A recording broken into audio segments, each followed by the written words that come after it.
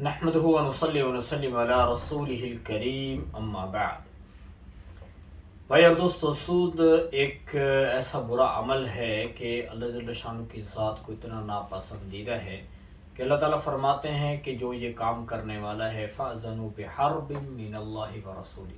اللہ اور اس کے رسول کی طرف سے اس کے خلاف اعلان جنگ ہے۔ تو یہ بہت ہی بدترین عمل ہے، اس سے ایمان والے کو اجتناب کرنا چاہیے۔ اس کا جہاں پہ آخرت میں نقصان ہے، وہیں پہ دنیا کے اندر بھی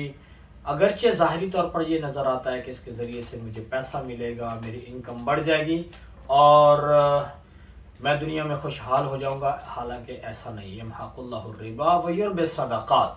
جب اللہ نے فرما دیا کہ سود کو مٹا دیا جائے گا، یہ مٹ جائے گا، تو بھائی اس میں کیا انسان کو نفع ہو سکتا ہے؟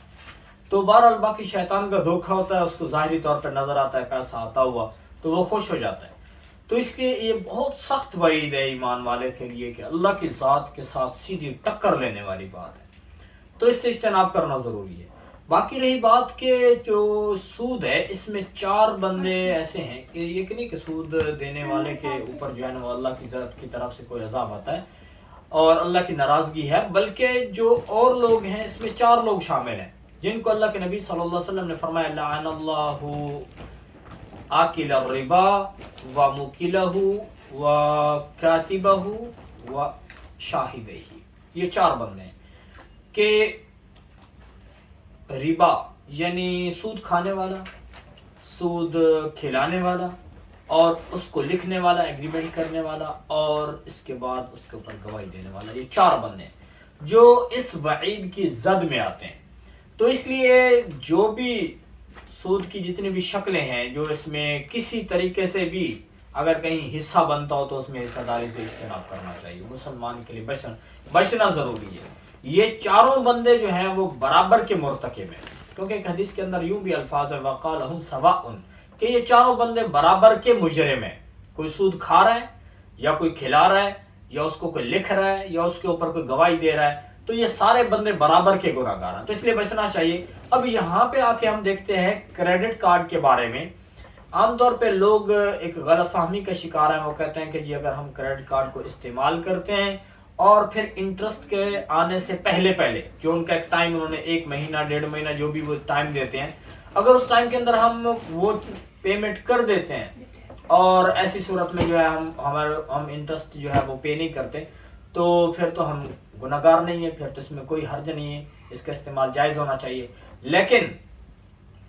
جو کریڈٹ کارڈ کا استعمال ہے اس کے جائز ہونے کے لیے 2 شرطیں ہیں،